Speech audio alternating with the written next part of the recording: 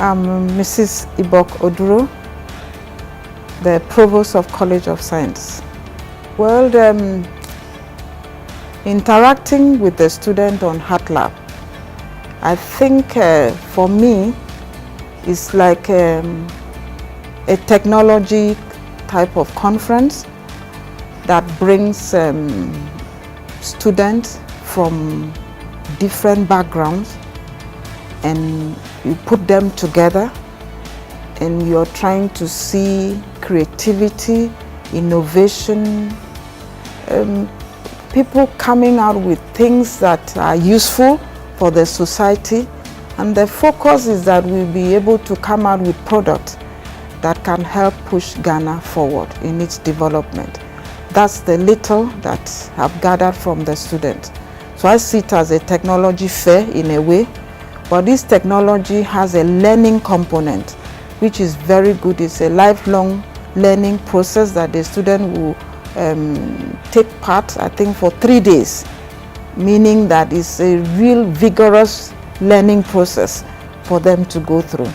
And I think it's good for the student. Because of who I am, who likes to deal with students, I think when Foster came to see me, Foster said, "Madam, you have taught me a lot of things in leadership, and I'm trying to put those ideas into what I'm doing, this Hacklab issue." And I thought, oh, if I had trained a person, and the person is using some of the knowledge that he acquired from those training, and he's putting it, let me just have a look at what it is. What are the components of what we learned during the leadership he's using? I think that prompted me to show interest and also decided to come. From the beginning, I want to know more. I want to even have opportunity to watch this year's the process. Now, I always tell the student that they like product, they don't like process.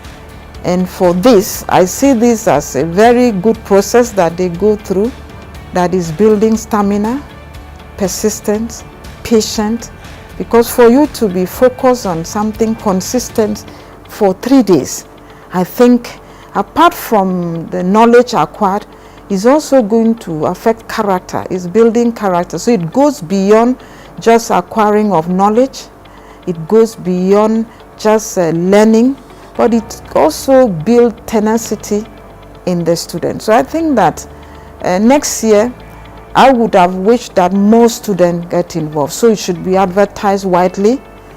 And sitting there, they told me it is not only for programmers. So it means that we can engage. It's not only computer science that should be there.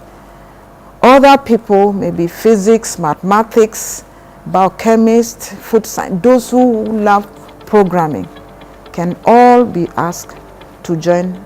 And the good thing is also other universities joining us. I think that is a very unique thing about the whole process.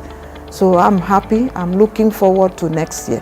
But I'll ask that if it's possible, I can watch what goes on during the 3 days so that I see the processes and so that I can appreciate the Hacklab more. Well, I think that in the next, I just came from a program and somebody told me that in the next few years, what is going to happen to us is going to be very serious because everything will be handled through technology. And I can see that if you are not up to date, they will just leave you behind. I remember my dad sharing something about Volkswagen,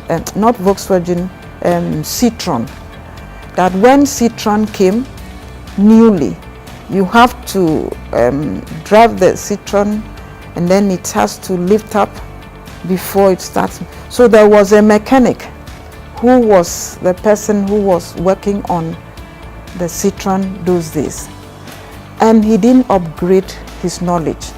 He thought the machine will remain the same. After some time, new ones were coming and he had not learned And he discovered people were no more coming to his shop because he ran out of what? Ideas. The new machine demanded an upgrade, an understanding of new systems and new technologies, and therefore he lost a job. So I see this as an opportunity for the student to keep up with the new things that will be in the market, and they will be improving upon it daily.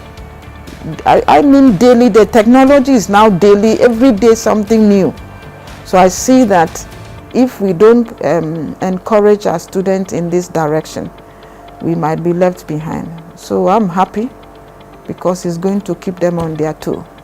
So I see it will affect everything we do.